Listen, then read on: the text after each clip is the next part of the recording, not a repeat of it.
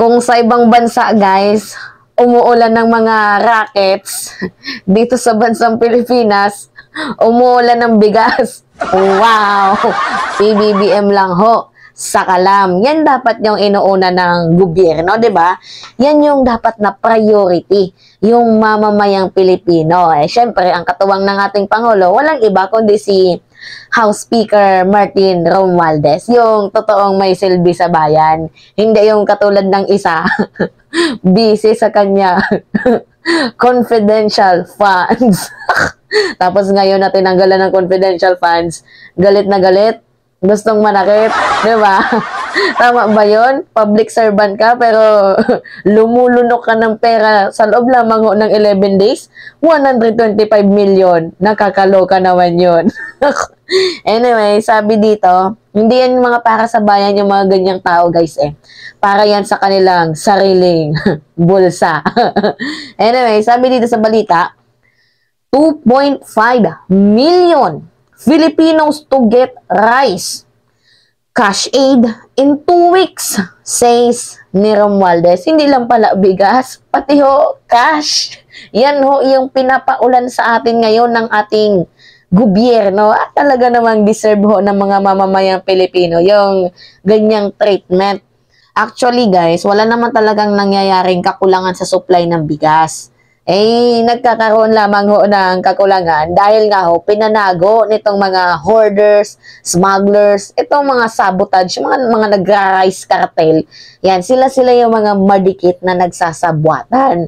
Kasi gusto nila mapahiya si Pangulong PBBM. Ito namang si Pangulong PBBM, nagtaka, sabi niya, binayaran ko na aniya mga utang nitong mga magsasaka. May farm to market road market na farm to market road na rin tayo. Tapos, ang taas ng bilihin.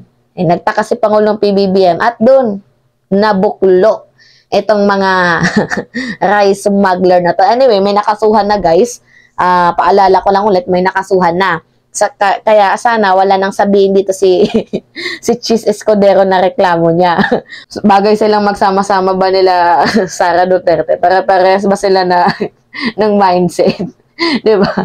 Anyway, sabi dito, at least 2.5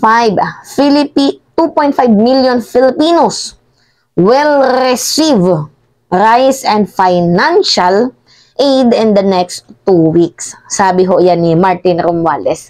Parang feel ko nga ang totoong nagiging vice president dito, si House Speaker Martin Romualdez. Kasi yung BP natin, lunok ng kwarta ba? Hindi naman sinasabi kung saan ginagamit. Kaya ano sa tingin nyo?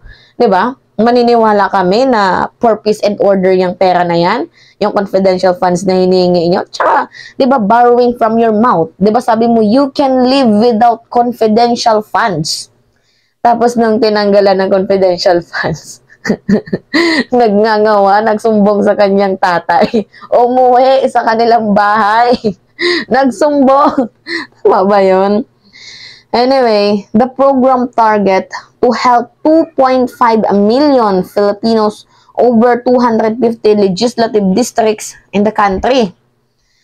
We would like to have this done and replicated in the other urban areas, and this will alleviate the burden on the people and especially in the non-rice producing areas. Kasi diba, yung may mga lugar talaga na hindi nakakapag-produce ng rice, hindi sila nakakapagtanim.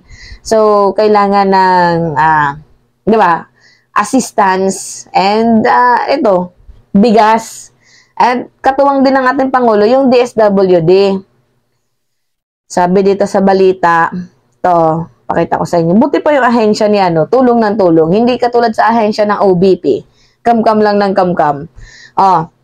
DSWD, HOR, to distribute rice, cash aid to 2.5 million poor Filipinos in the next 2 weeks. So, 2.5 million poorest daw of the poor will receive the rice and financial assistance from the government of the Social Welfare and Development members of the House Representative within the next 2 weeks under the Malaya Rice Project.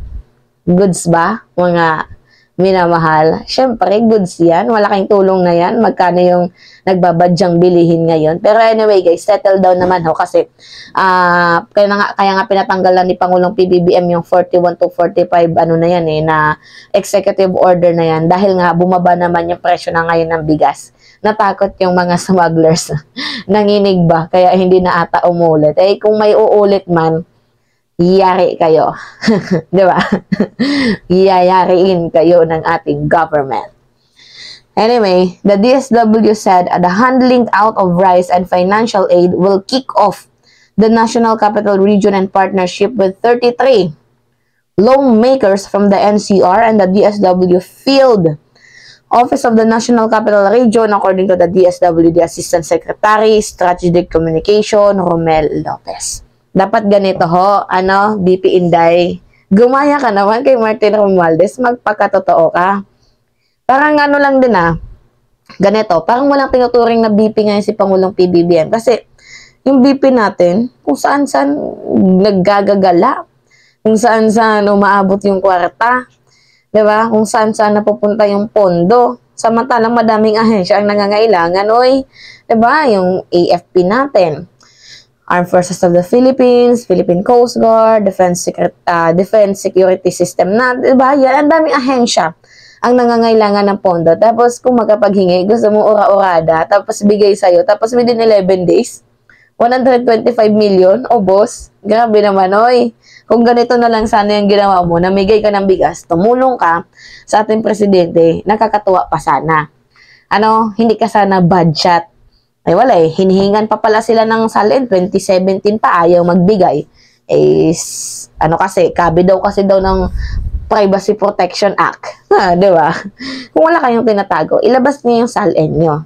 Anyway, sabi pa dito, the DSWD FONCR Social Welfare will be the one to distribute the rice and cash aid through the assistance to individuals and crisis situation program of the department, sabihan ni Lopez. So, who is also DSWD spokesperson, said during the weekend report aired live in DSWD Facebook account. DSWD Secretary Rex Gatchalian and Speaker Martin Romualdez meet and agreed that the 33 NCR lawmakers will identify 10,000 indigent residents per congressional district who are eligible to receive rice assistance, which includes senior citizen, solo parents, and person with disabilities. Each beneficiaries will receive 1,000 and 15 kilos of rice worth to 500 to 600 within the process taking less than a month according to the speaker. Ganyan dapat. You bring the joy to our fellow Filipinos.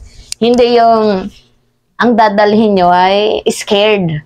Diba? Katakot-takot, kahindik-hindik na mga pangyayari dyan sa ahensya nyo.